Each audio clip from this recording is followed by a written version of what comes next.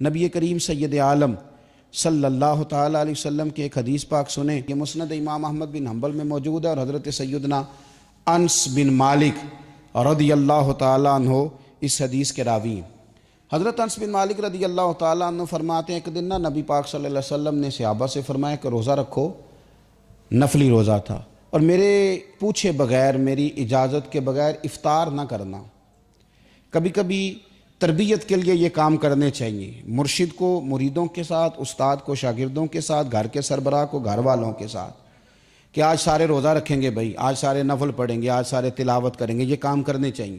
حضرت انس بن مالک رضی اللہ تعالیٰ عنہ فرماتے ہیں کہ حضور نے فرمایا روزہ رکھو اور میرے اجازت کے بغیر افطار نہ کرنا۔ افطار کا وقت آیا، لوگ اجازت لیتے رہے، افطار کرتے رہے۔ ایک صحابی نے عرض کی، حضور دو عورتوں نے روزہ رکھا ہے، وہ افطار کی اجازت چاہتی ہیں۔ نبی کریم نے رخ انور ہی پھیر لیا۔ فرماتے ہیں بڑا عجیب منظر تھا، ہم ڈر گئے کہ حضور جس سے رخ پھیر لیں۔ وہ دوسری طرف سے آئے، یا رسول اللہ وہ دو عورتیں افطار کی اجازت چاہتی ہیں۔ حضور نے پھر رخ پھیر لیا۔ وہ تیسری جانب سے آئے، حضور وہ افطار کی اجازت چاہتی ہیں۔ سرکار نے پھر رخ پھیرا، وہ سامنے آ کے کھڑے ہو گئے، فدا کا ابی و امی یا رسول اللہ، سونیا کرم نوازی کرے، وہ تو پیاس اور بھوک سے مر جائیں گے۔ نبی کریم علیہ السلام نے فرمایا انہیں بلاؤ۔ وہ جب آئیں، حضور نے پیالہ منگایا، پیالہ آ گیا تو فرمایا اس میں کہہ کرو۔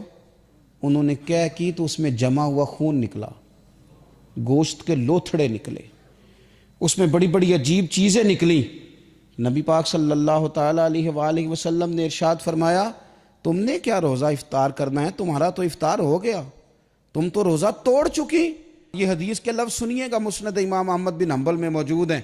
حضور فرماتے ہیں تم نے حلال چیزوں سے روزہ رکھ لیا تھا، حلال چیزوں سے، کھانا کھانا حلال ہے نا، اس سے روزہ رکھ لیا، پانی پینا حلال ہے، اس سے روزہ رکھ لیا۔ فرمایا حلال چیزوں سے تم نے روزہ رکھ لیا تھا اور حرام کے ساتھ تم نے توڑ دیا ہے۔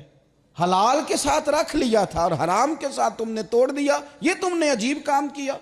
یا رسول اللہ کیا ہوا؟ فرمایا تم میں سے ایک عورت دوسری کے آگے نہیں بیٹھ گئی تھی، اور پھر تم لوگوں نے عیب نہیں بیان کرنے شروع کر دیے تھے، تم نے عیب بیان کیے، تم نے عیب جوئی کی، تم نے برا رویہ اختیار کیا، تم نے تو توڑ لیا روزہ جب تم نے عیب نکالے، چغلیاں کی، غیبتیں کی۔ تو یہ وہ گوشت ہے جو تم نے مرے ہوئے لوگوں کا گوشت کھایا تھا، تمہارا کہاں کا روزہ گیا تمہارا روزہ۔ تو نبی کریم صلی اللہ علیہ وسلم نے عملاً یہ ترغیب ہمیں دی کہ تمہاری عبادتیں بھی اس وقت حسین ہوں گی جب وہ غیبت سے پاک ہوں گی، تمہارے روزے بھی اس وقت خوبصورت ہوں گے جب تم غیبت سے بچو گے۔